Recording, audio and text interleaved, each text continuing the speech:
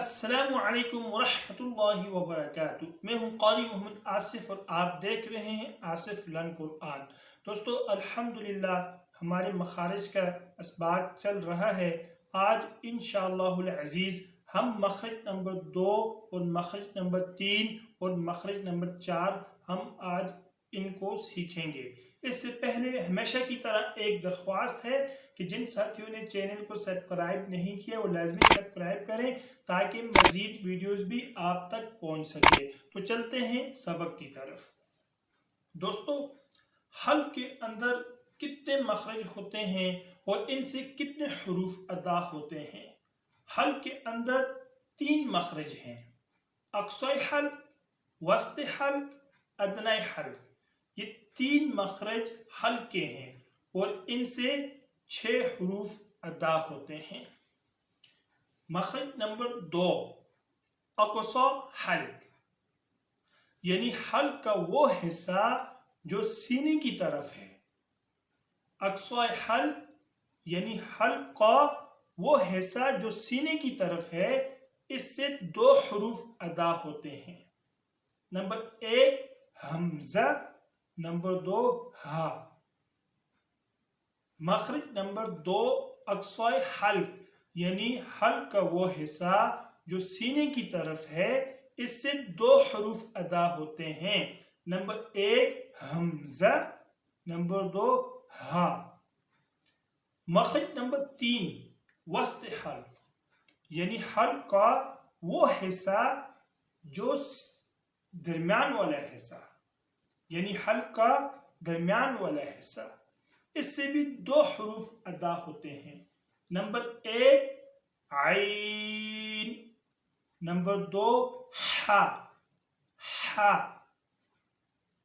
مخرج نمبر 3 وسط حلق یعنی حلق کا درمیان والا حصہ، اس سے بھی 2 حروف ادا ہوتے ہیں۔ نمبر 1 عین، نمبر 2 حا۔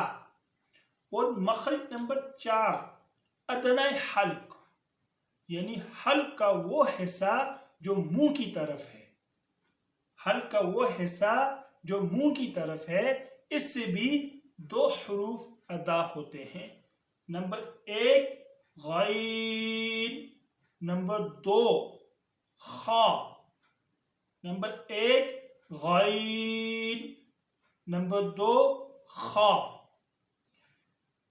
ان 6 حروف کو جو حلق سے ادا ہوتے ہیں، 6 حروف، ان 6 حروف کو حروف حلقی کہتے ہیں۔ ان کا اصطلاحی نام حروف حلقی۔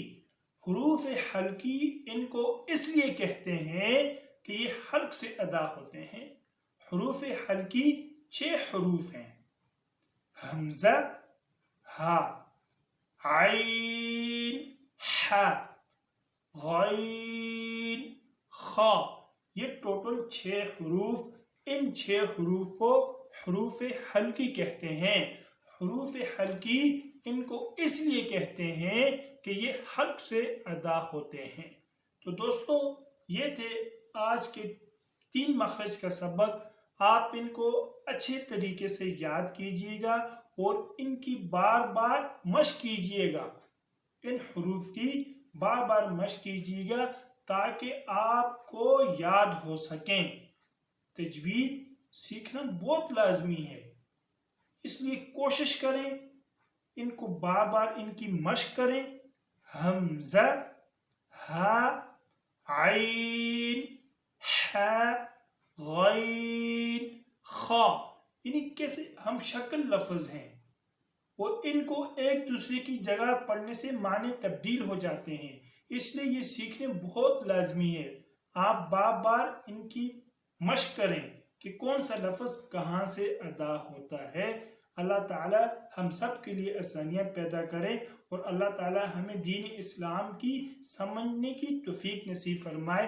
تو دوستو آپ اپنے بھائی قاری محمد آصف کو بھی دعاؤں میں یاد رکھا کریں، اور جن ساتھیوں نے چینل کو سبسکرائب نہیں کیے وہ لازمی سبسکرائب کریں تاکہ مزید سبق بھی آپ کو وقت پر ملتے رہیں۔